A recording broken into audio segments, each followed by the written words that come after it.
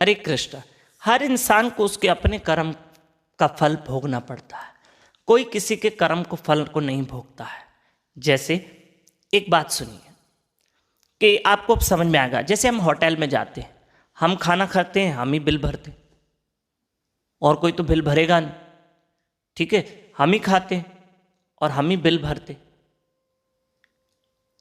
तो कहने का तात्पर्य है कि जो कर्म भी हम करते हैं उसका भी भुगतान हमको करना पड़ता है।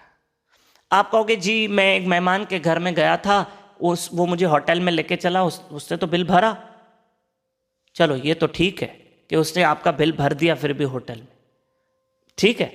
पर कुदरत ऐसी है कि मेरे कर्म का एक भी फल कोई और नहीं भोगेगा।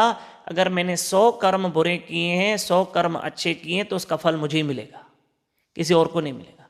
मेरे अच्छे कर्म का फल भी किसी और को नहीं मिलेगा, और मेरे बुरे फल का कर्म भी किसी और को नहीं मिलेगा। या सामने वाले व्यक्ति ने बुरे कर्म किए तो उसका फल मुझे नहीं मिलेगा, उसको खुद को भोगना है। जैसे एक होटल थी, समझना, अब उस पर कैसी एक बात लिखी थी, भाई जो भी इस होटल में खाना खाएगा खाना खा सकता है, लेकिन इसका जो भी यहां खाना खाने आएगा उसका बिल उसका पोता आके भरेगा, आपके पोते से बिल लिया जाएगा, आपको नहीं बिल भरना पड़ेगा, आपका पोता बिल भरेगा। होटल के बाहर लिखा था, आप खा के जा सकते हो, ठीक है। तो एक व्यक्ति था 20-22 साल का, जवान लड़का था, वाह अच्छी बात है कि मैं खाऊंगा, मेरा पोता बिल भरेगा, और मेरा पोता, अब मेरी शादी हो, मेरे बच्चे हो, फिर उसके बच्चे हो, फिर वो बच्चे बड़े हो, पोते, तब वो बिल भरेंगे, मैं तो खा पी के मौज करूं। गया, बहुत खाना खाया, उसको पता है बिल मुझे नहीं भरना, मेरे पोते को भरना, उसको पता है कि बिल मुझे नहीं भरना है, मेरे पोते को भरना है। तो खाते क्या, दबा के मीठा खट्टा जो खाना था, भोजन व्यंजन सब खाया। जब खाना खाया, ढकार दी, बढ़िया मजा आ गया, बहुत अच्छे से खाना खाया, तो आके वेटर ने उसको बिल दिया।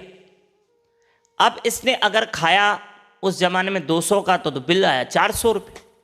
ये तो पहले हक्का बक्का रह गया कि बिल क्यों आया, मैंने खाया तो मेरा पोता बिल भरेगा, मैंने खाया तो पोता बिल भरेगा, और फिर मुझे बिल क्यों आया, मैं क्यों भरूं।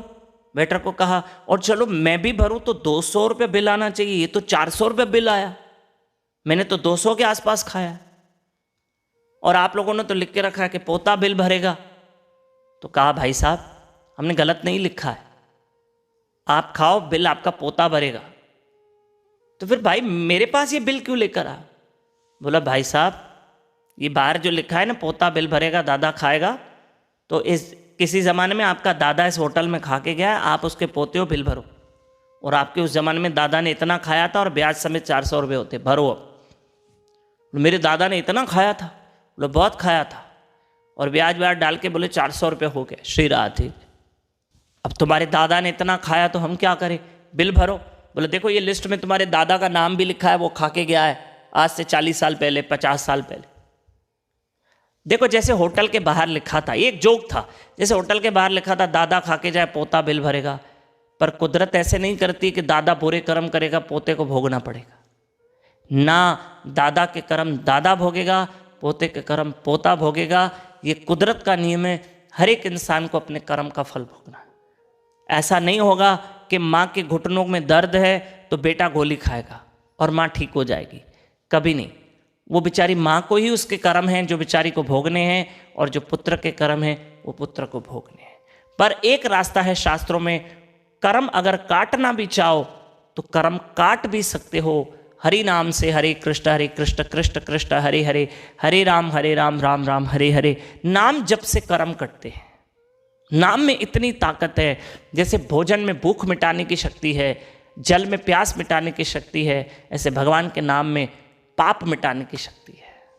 आप उठिए ना मेरे साथ, मैं रोज कहता हूँ मेरे साथ उठिए, ब्रह्म मुहूर्त में उठिए, रोज सुबह 4:30 से 5:30 मेरे साथ जप कीजिए। क्यों नहीं उठते हैं, यूट्यूब चैनल दामोदर दास पे लाइव रहकर सुबह 4:30 से 5:30 उठिए, मेरे साथ जप कीजिए और हरि कथा सुनिए। हरे कृष्ण, धन्यवाद।